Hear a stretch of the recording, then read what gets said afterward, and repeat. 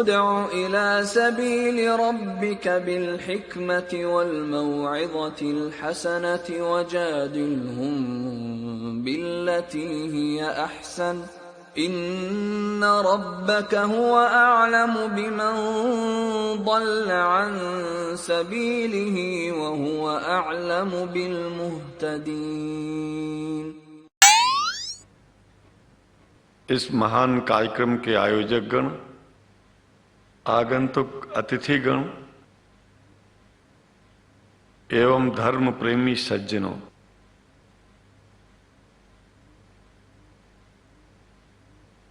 भगवान की जब कृपा होती है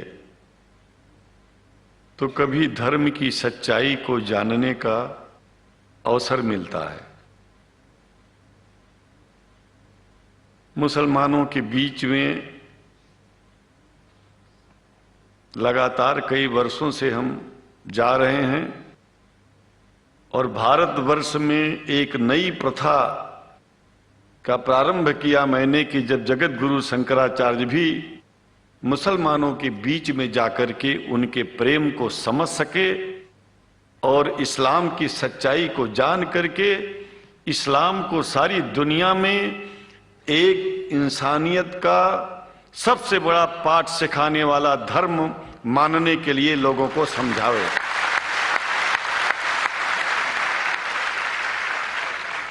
जब लोग इस्लाम को बेदर्द, मुसलमान को बेदर्द, तलवार के जोर पर चलने वाला धर्म बताते हैं तो अगर शायद धरती में कोई दुखी होता होगा तो सबसे ज्यादा दुख मुझको होता है। ये न सच्चाई है और न कभी ये सच्चाई हो सकती है। जिस इस्लाम ने पहला कलमा ही कुरान शरीफ का ये बताता है कि नहीं है इबादत के काबिल सिवाय परमात्मा के और कोई, ला इलाहा इल्लल्लाह मोहम्मद रसूल अल्लाह। भला आप बताइए, वेदों का रस निचोड़ करके मोहम्मद साहब ने परमात्मा की इबादत करके परमात्मा के पैगाम को एक ही कलमे में दे दिया। इससे बड़ा ग्रंथ दुनिया में और क्या हो सकता है। अगर कुरान के पहले कलमे को ही पढ़ करके हिंदू अपने धर्म का पालन करना चाहे तो उससे बड़ा धर्मात्मा शायद कोई नहीं होगा। कुरान को हमने गहराइयों में जाकर के तो नहीं अनुभव किया, लेकिन कुरान के मानने वालों के हृदय की गहराइयों में जाके देखा कि अगर इस्लाम को पूरी दुनिया अगर स्वीकार कर ले तो इसमें कोई बुराई नहीं है। इस्लाम परमात्मा के द्वारा बताया गया सिद्धांत है। इस्लाम किसी व्यक्ति का अपना नियम नहीं है, अपना सिद्धांत नहीं है। कुछ लोग भेदभाव पैदा करने के लिए इस धरती पर मुसलमानों को बेदर्द कह देते हैं, इस्लाम को बुरा कह देते हैं। मैं कहता हूं उनसे बुरा इस दुनिया में कोई नहीं है। वो शैतान के बच्चे हैं, खुदा के बच्चे नहीं हैं। क्योंकि जहां तक मेरी अपनी पहुंच है, हमने वेदों को पढ़ा, पुराण को पढ़ा, शास्त्रों को, हिंदू धर्म ग्रंथों को पढ़ा। उसके बाद में मुसलमानों के बीच में जाना शुरू किया।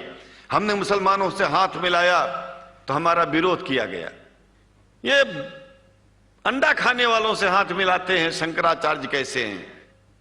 अरे हमने कहा कि तुम्हारी समझ में नहीं आ रहा है। वो 5 बार इबादत कर लेते हैं खुदा की, तुम घास खाते हो और एक बार भी इबादत नहीं करते हो, तो तुमसे बड़ा अधर्मी दुनिया में कौन है? तुम अपने अधर्म को देखो। किसी के पवित्रता के सिद्धांतों का विरोध करना पहला अधर्म है। आप क्या खाते हैं, कैसे रहते हैं, अगर हमें आप दुखी नहीं करते हैं तो आपसे बड़ा इंसान दुनिया में कोई नहीं है। हम घास खाएं और आपके दिल को चोट पहुंचाएं तो हमसे बड़ा अधर्मी कोई नहीं है दुनिया में। कहने का तात्पर्य सिर्फ एक है कि मैंने ये अनुभव किया है कि ये मैं एक बात जो मैंने देखा है, आप लोगों से जो प्रेम मुझे मिलता है, लोग पूछते हैं कि आप मुसलमानों में क्यों जाते हो, आप तो शंकराचार्य हो। हमने कहा कि भाई मुसलमानों से पूछो कि हमसे इतना प्रेम क्यों करते हैं, वो हमसे जो प्रेम करेगा हम तो जाएंगे। कहा फिर क्या हम प्रेम नहीं करते क्या? हमने कहा कि हम तो तुम्हारे बीच में पैदा हुए और तुम मुसलमानों से प्रेम नहीं करते, इसलिए हम तुमसे प्रेम नहीं करते। मैं आप लोगों के बीच में आकर के एक बात बताता हूं, कुछ समय से हिंदू धर्म के नाम पर कुछ संस्थाएं हिंदू मुसलमानों में भेद पैदा करने के लिए कुछ ऐसा कार्य किया जिसकी वजह से आम हिंदू, सीधा साधा हिंदू बेचारा जान ही नहीं पाता है इस्लाम क्या है और सनातन धर्म क्या है। सनातन धर्म और इस्लाम में कोई भेद नहीं है और हिंदू धर्म तो कोई धर्म ही नहीं है। सनातन धर्म धर्म है और शायद जो संस्कृत का सनातन शब्द है, अगर किसी भाषा में उसको इस्लाम कहा जाए तो कोई बुरी बात नहीं है। इस्लाम और सनातन में कोई भेद नहीं है, क्योंकि परमात्मा एक है, परमात्मा सबका है। ये संदेश ऋषियों मुनियों ने दिया और यही संदेश, परमात्मा का भेजा हुआ संदेश, स्वयं हमारे मोहम्मद साहब ने इस पैगाम को हमको दिया। तो हम भेदभाव क्यों करें? यहां पर भारत का मुसलमान, एक बात बिल्कुल मैं स्पष्ट बता रहा हूं आपसे, अगर भारत का मुसलमान सो गया तो भारत सो जाएगा। इसलिए भारत को जगाना है तो मुसलमानों को जागते रहना पड़ेगा। भारत जाग जाएगा, पूरी दुनिया जाग जाएगी।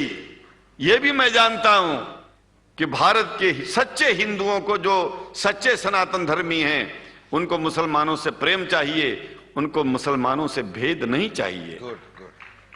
अगर कोई अच्छा हिंदू है, सच्चा हिंदू अपने को कहता है, तो पहले तो सनातन धर्म को मानता हो। अगर हिंदू की परिभाषा सनातन धर्म से हट करके कोई परिभाषा है तो ऐसे हिंदू धर्म को मैं तिलांजलि देता हूं। हिंदू धर्म कुछ नहीं है। फिर हिंदू धर्म वही है जो वेद को माने, पुराण को माने और सनातन को माने। सनातन धर्म धर्म है और उस धर्म को न मान के अपनी एक नई व्यवस्था चलाना शुरू कर दे, इसका मतलब यह है, और नाम भगवान का ले। एक बात और बता देता हूं, भगवान कोई आदमी की तरह नहीं है कि रोज रोज नियम बदलेगा। रोज रोज नियम बदलना आदमियों का काम है। हमारे पूर्व प्रधानमंत्री साहब, मुझे दुख होता है कभी कभी, यद्यपि लोग ये न समझ बैठे कि मैं उनका विरोधी हूं। विरोधी नहीं हूं, लेकिन उनको खुद सनातन धर्म की परिभाषा नहीं आती है। विदेश में जाकर के हिंदू धर्म की गलत परिभाषा कर दी है। और हमको सबको ये दुख हुआ कि किस स्कूल में जाके पढ़े हैं ये। धर्म के बारे में बिना पढ़े हुए धर्म के बारे में बोलना गलत है। पहले धर्म को जान लेना चाहिए, फिर धर्म के बारे में बोलोगे तो प्रेम फैलेगा, शांति फैलेगी, इंसानियत सारे चारों तरफ, चारों दिशाओं में इंसानियत का प्रकाश होगा। और मैं तो कहता हूं कि अगर शंकराचार्य लोग सब मिलकर के इस विचार में स्थित हो जाएं कि सनातन धर्म वो धर्म है जो इस्लाम से अलग नहीं, इस्लाम वो धर्म है जो सनातन से अलग नहीं, और जो भेद पैदा होता है या राजनीति में होता है, साम दाम दंड भेद, ये राजनीति में है, धर्म में नहीं है। धर्म में है एको ब्रह्म द्वितीयो नास्ति, एकमेव द्वितीयम ब्रह्म ला इलाहा इल्लल्लाह। ये धर्म कहता है, ये धर्म की बात है। इसलिए हम भगवान की आराधना करते हैं, उपासना करते हैं।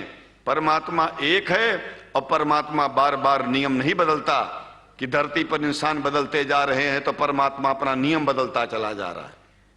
ये एक बात याद रखिएगा, जब से शुरुआत हुई होगी और जब तक ये दुनिया रहेगी, ईश्वर का सिद्धांत एक था, एक है, एक ही रहेगा। मानने वाले आपस में भेद पैदा करें तो इसमें उसका कोई दोष नहीं है। दोष तो उन लोगों का है जो लोग भेद पैदा करके प्रतिष्ठा पा चाहते हैं। खास करके इतना जान लीजिए, धर्म भेद को मिटाता है, और राजनीति भेद को बढ़ाती है। राजनीति का स्तर केवल राष्ट्र की व्यवस्था तक है और धर्म पूरे विश्व के लिए है।